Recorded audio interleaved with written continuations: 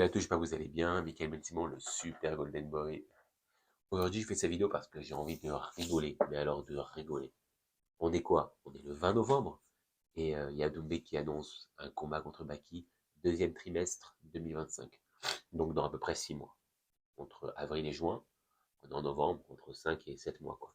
Mais les mecs, ils pensent qu'ils annoncent le combat, en revanche, entre Conor McGregor et Khabib, par exemple.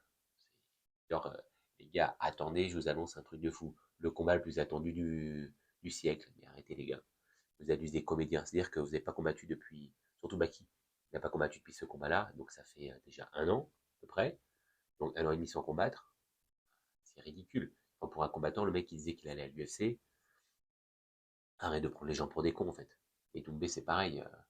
Pour des combats de merde. Il peut parler sur les réseaux. Il utilise ce combat-là pour faire le beau, alors qu'au final il s'est ridiculisé. Tu vas faire quoi? Tu vas te re-ridiculiser? C'est ça ton but? Moi, je pense que ça sert à rien ce combat en fait. Après, je sais pas s'il est vraiment attendu, parce que si vous l'aviez fait dans les 3, 4 mois, les 6 mois après le combat, c'est sûr que ça aurait été attendu.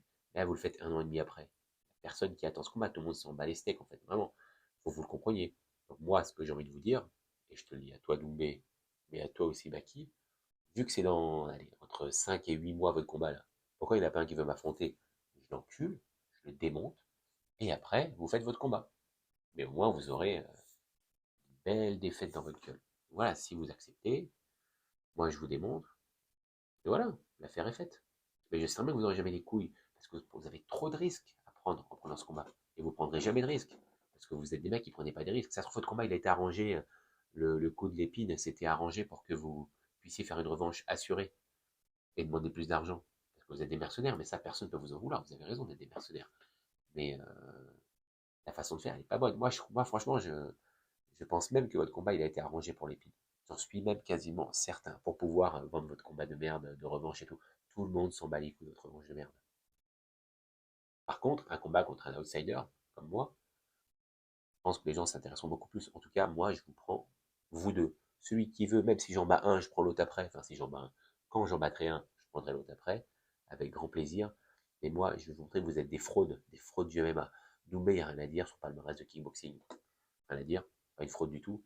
En MMA, mec, t'es une fraude, t'as pris que des cassos, t'as pris que des blaireaux, t'as pris que des mecs qui étaient faciles à battre, que même avec. Déjà, tu t'as raté une pesée. Bon, tu me diras, Baki aussi, il a raté une pesée. Ridicule, ridicule en fait. Vous prenez pour des professionnels, mais vous n'êtes même pas capable, alors que vous faites que ça de votre vie, de réussir une pesée. Donc moi, je comprends pas en fait. C'est un peu honteux, alors qu'il y en a qui font 3 à 4 combats à l'année, qui ratent pas de pesée, alors qu'ils perdent énormément, qui quittent énormément. Et les mecs, on n'entend pas parler d'eux, parce qu'ils font pas de bruit. Vous faites que du bruit pour rien, votre combat là, mais vous êtes. Les mecs, c'est Khabib et McGregor, quoi. Enfin voilà, moi je trouve ça ridicule. Donc je pense que tous les interlocuteurs, ou presque, à part ceux qui vous lèchent les bouliches là, à part eux, je pense que tout le monde est d'accord avec moi.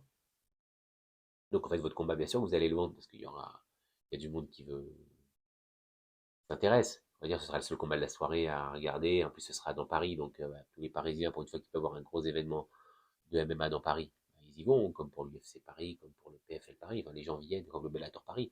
Les gens se déplacent parce que c'est des grosses organisations qui viennent dans la ville, mais c'est pas spécialement pour vous.